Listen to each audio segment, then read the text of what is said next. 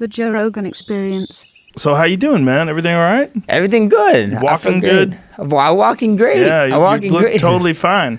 Oh yeah, I told you guys I was. I had an after party after the fight. I was booging. I was doing the power slide. Yeah, Chain Smokers. They was actually at Excess. They had their concert thing at Excess, and they brought me up into their booth, and I was trying to get him to let me jump on and off the stage with him because he looked like he was having fun.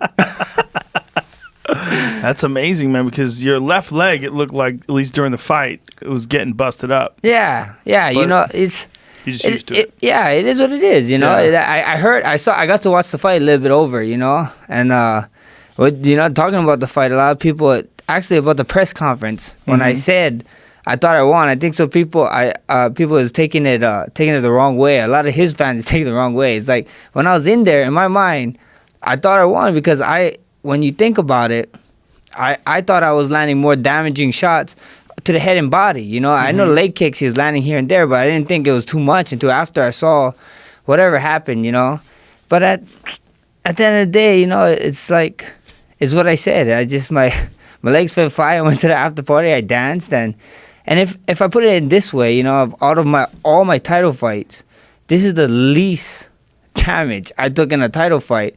And I lost my tap belt, so... You mean like to the face and to the body? Yeah, to the face and to the body, and he hit me with some of the... I know he was landing some leg kicks, and some was power, but then a bunch of other ones, I thought so was like, I didn't know that it was landing that much to that extent, and then again, this is not a street fight, Right, it's not a street fight, it's a game, and he helped pointing me in the game, so good for him. Yeah, it's an interesting game when it comes to scoring, right? Because what should be scored more, punches or leg kicks? It's hard. Like, leg kicks are damaging; they mean a lot. I mean, fights have been stopped on leg kicks, But Barboza, I think, stopped two people. Yeah, with leg two people. Kicks. I think, yeah. Yeah, but it's just I think the system sucks. The 10-point must system. It's boxing system. It's not our system. Yeah.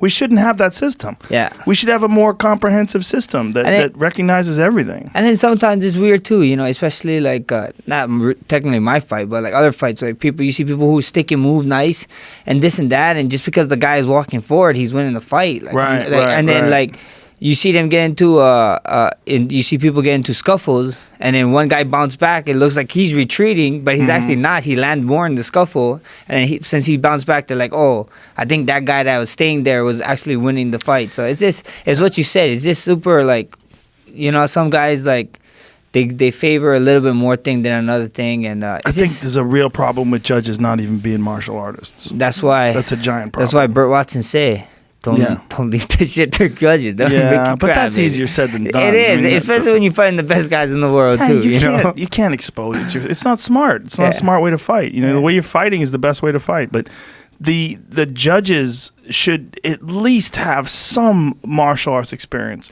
And I know there's a bunch of them that have never even fucking trained. They just took some courses. I was talking to some people. That was behind the scenes. Was talking to. They came from the DC. It was the DC event in front of Arizona, yeah. And some of the commission there at the DC event was like, I heard was crazy. Like, some people was just not like... They didn't know anything? Yeah, not supposed to be there. I was like, what is going on? And like, to put it in perspective for people out there, it's like, that's all I do for a living. Right. That's all I do. So like, to me, I got to put the trust in someone that doesn't know what they're doing when I'm over here sacrificing my time. It's kind of hard. I'm not talking about my fight again. I'm just talking about other people. Yeah, anytime there's a bad decision. Fights, it's just tough, It's horrible. It's horrible, and they don't do anything about it. And there's people that have put in bad decision after bad decision, and then you see them still being listed as judges, and you're like, this is crazy. Like, I want to ask them questions. I want to show them a video. I heard after the last fight, we was inside right before I did my press conference and stuff. I heard you go, who is judging this? We need to fire everyone. They do need to fire everyone. You know what they should do, man? They should hire ex-fighters. They should. I talked to Frank Trigg before he moved off to Hawaii, and he was trying to become he's reffing, and now he finally got to Bellator and UFC. I think so. He just did UFC for the first time a couple months ago, And I was telling them, like, why would they not just let you put in there? There's like, oh, there's a time system. You need to do this. I was like, you like fought for a championship belt in the highest organization. What? I know. Who in the right mind is being like, yeah, this guy's not qualified? I would want you sitting or judging my fights. 100%, you know what I mean? Like, 100%. Like just because someone, okay, maybe they did take a class, but it's like license. You know, just because you drive pass your license test doesn't mean you should be allowed to drive on the road. Well, you know what it's like? It's like passing a written test, but never having driven a car. Yeah, exactly. That's what it's like. Exactly. Here's your driver's license. You don't even know how to fucking hit the gas. You don't know how much brake you should apply.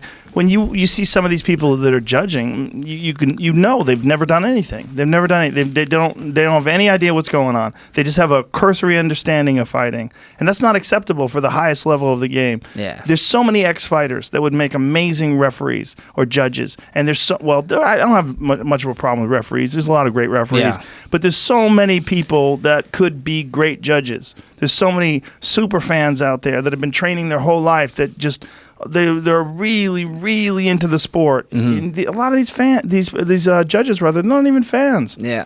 They're just people that are doing it for a job. They're getting a paycheck. And then getting to watch the fights for free live, front row. And they don't even care. Like, they're not even fans. It's ridiculous. It is what it is. It's living. It's I life. love that saying, though. It is what it is. Yeah, it is what it is. It's life. It is life. It's like everybody. After the fight, we was walking around with me and my son the next day on Monday. Oh, not the next day. It is the next day, Sunday. I'm walking into New York. There's a Hawaiian. I love Hawaiians. I love my Hawaiians. They greatest fans in the world. She comes up to me and she rubs my back and she's like, "Oh, I'm so sorry, boy," and blah blah. I'm like, "For what?" She's like, "You lost your fight." I'm like, "Andy, I'm alive. I didn't die. It's okay. We're going to get the belt back. It's just a fight. It's one fight. We be back." But yeah, a lot of people talking to me like it's my funeral or something. I'm like, guys, I'm okay. I'm going to be back. I didn't take no real damage. I'm just happy that I'm not injured and out for a long time, and I can get back to do what I love, and that's punching people in the face. So at the end of the day, I'm happy. Like I said, I didn't need the belt to be a champion. I know I'm a champion. The belt was just to let people know that, look, I'm one of the greatest guys to ever do it, and my plan is to be one of the greatest of all time. And whoever you guys think it is, let me know. I'll go knock on the front door right now and be like, hey, let's set something up. Yeah, well, you just need to make some adjustments for a rematch. I mean, exactly. The whole thing was him attacking your legs. Yeah, he was getting close. It was a smart strategy. Yeah, it was real good. Game of inches, Yeah, he did what he did. Like we said, it's not a street fight. It's not a street fight. He did the points. He's nice. You switch better than anybody. You're really good at switching while you're fighting. You switch stances. You switch orthodox. But you were forced at certain times in the fight to fight southpaw because of the leg damage, right? Not really because of the leg damage, because I just felt when I was going southpaw against him, I just felt more like he was waiting a lot more. Like as soon as I went regular, it was funny because like I was like I could hear his teammate Stylebender, I hear his coach.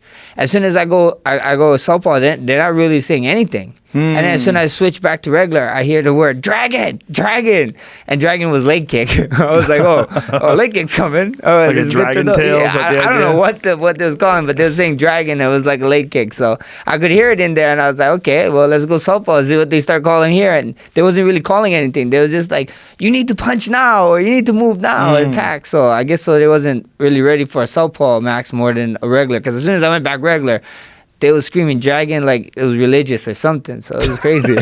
It was crazy. What did you think he was going to fight like? What did you think his strategy was going to be coming into the fight? I thought so. I thought so. He was gonna. I knew he was gonna do that. A lot of feints for sure. I thought he was gonna do like how he did Aldo, maybe a little bit more, get me against the fence. But I think so. He was kind of tripping out when he got me there, and I was able to get off. And some of them, I think so. He was tripping out that he couldn't take, like he was gonna. I thought so. They was playing the narrative like they was gonna take me down and ground and pound me and stuff. Right. So I don't know. I don't know what we did. I think so. We did good, and then he just did better in one aspect with the leg kicks, and it all added up. Yeah, when I have to watch the fight again, but I don't remember him landing like a real significant punch that had you hurt. It was, Not really. It was good punches, but Yeah. it was just his leg kick work was excellent, though. Yeah. I mean, he did a lot of great work. Some of the first ones in the first round, some of the first ones was great. Was good in the early rounds, but some of the other ones was just like we was super close, and then he'd just throw it. Like you know, like we'd end up getting into a tangle, and then he would just end with a leg kick just to even touch me. You know, Right. so at the end of the day, I was like, oh, I guess that was their game plan, was just to leg kick him. Well, you got to get a rematch. I mean, you are without a doubt the most accomplished featherweight champion of all time. I mean, if you look at your career, you beat Aldo twice. You beat basically everybody. You beat everybody in the division. Ortega. You beat all the up and comers. You beat all the veterans. You beat everybody who was there. And so, in my eyes, like a rematch makes sense, and it's a very exciting fight. It would be a great rematch. Yeah, you know, it would sell. Yeah, it's going to sell for sure. Because there's no one really compelling. Yeah. That's, there's no, it's not like, you lost the title, Volkanovski beat you, but there's another guy who's been like begging and pleading and right there with everybody wants to see fight for the title. Volkanovski was that guy. Volkanovski was that guy, yeah. I mean, there's good guys in the division, but you've beaten most of the guys. Like Ortega was the big guy, right? Yeah. He was the one that everybody wanted to see you fight because he was undefeated and he would win in such spectacular ways. But you deserve a rematch. Yeah, I really feel like. Yeah, we see what happens. I can't wait. If they, I heard a little bit. They didn't hit me up yet, but I heard Dana saying something in Australia or whatever. But yeah, it is what that would be That'd the be move. fun. Yeah, That'd be Australia huge. would be the move. And we see what happens. Yeah. I'm just. You know how it is. I got this never back down attitude. Can you believe that little motherfucker used to be 240 pounds? How crazy is that? That is crazy. He was a tank, man. When he was playing rugby, he was like a bulldozer.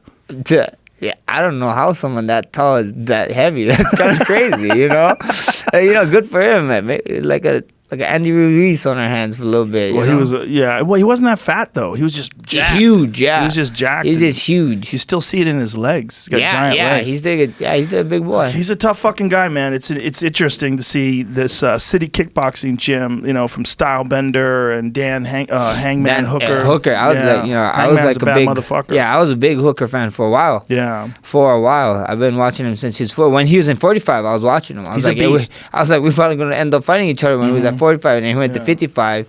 And everybody's like saying he's a big 45, and I mean 55. He make these 55 guys look small. He's pretty jacked. He's huge. Yeah, he's good. I love watching their style. Yeah, he's had one bad fight where it didn't go his way. That was the fight against Barboza, but he stood with Barboza, which is just a fucking terrible idea for most people. Barboza kicks so goddamn good. Yeah, he's the fastest switch kicker I've ever seen in my life. Yeah, I've never seen anybody throw a switch kick faster than I that never guy. did. I always try.